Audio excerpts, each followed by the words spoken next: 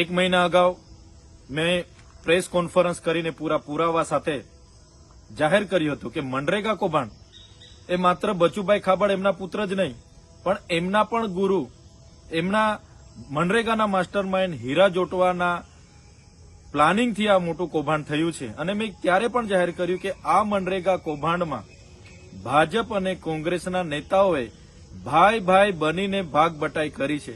ત્યારે અહીંના જ શાસક પક્ષના એક સાંસદે એમનો બચાવ કર્યો હતો. હીરા જોટવાએ મને ચીમકી ઉચ્ચારી હતી કે ગુજરાતમાં ક્યારે નહીં થયો હશે એવડો મોટો માનહાનિનો કેસ હું ચૈતર વસાવા પર કરીશ.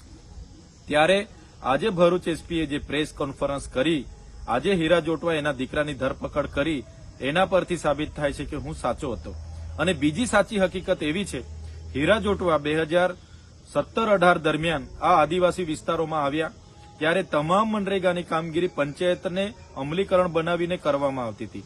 પણ આ હીરા જોટવાએ પંચાયત મંત્રી બચુભાઈ ખાબડ, શાસક પક્ષના તમામ સાંસદો, ધારાસભ્યને સાથે રાખીને આ પંચાયત પરથી કામો આંચકી લઈને એમની જલારામ એન્ટરપ્રાઇઝ અને મુરલીધરન એન્ટરપ્રાઇઝ મટીરીયલ પૂરું પાડશે એવું આખું પ્લાનિંગ બનાવીને બચુભાઈ ખાબડના ઇશારાથી 5 જિલ્લામાં એજન્સીઓને ફીટ કરવામાં આવી અને દર વર્ષે એને રિન્યુ કરવામાં આવી.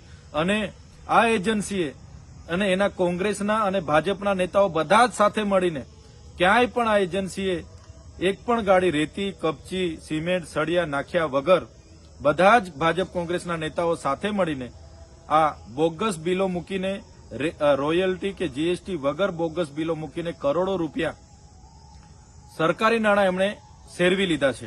અને આ એજન્સીમાં જેટલું પણ પેમેન્ટ જમા થયું, લગભગ 5 વર્ષ દરમિયાન 5 જિલ્લાઓમાંથી 2500 કરોડ રૂપિયા એમાં જમા થયા.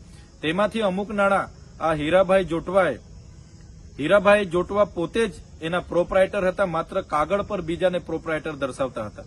તો આ તમામ નાણાં હીરાભાઈ જોટવાએ કેટલાક નાણાં સ્થાનિક નેતાઓને, અધિકારીઓને અને કેટલીક પાર્ટીઓને ફંડ આપ્યું છે.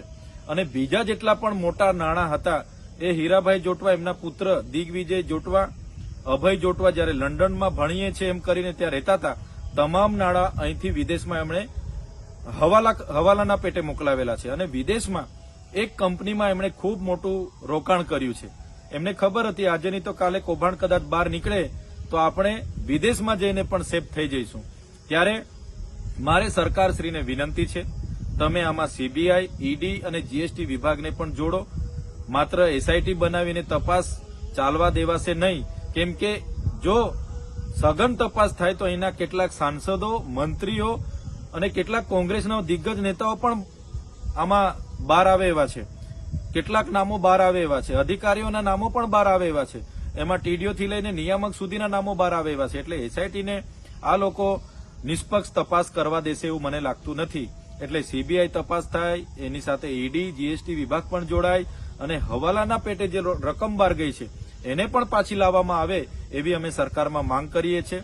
સાથે સાથે જો સંતોષકારક તપાસ નહીં થશે તો આવનારા દિવસોમાં આ જે ભાજપ અને કોંગ્રેસના નેતાઓએ કરેલા કૌભાંડોને ઉજાગર કરવા માટે અને રિકવર કરવા માટે અમારે લોકોને સાથે રાખીને કલેક્ટર, એસપી અને નિયામકની કચેરીને ઘેરાવો કરવાની જરૂર પડશે. તો અમે 5 તાલુકામાં ઘેરાવા કરીશું.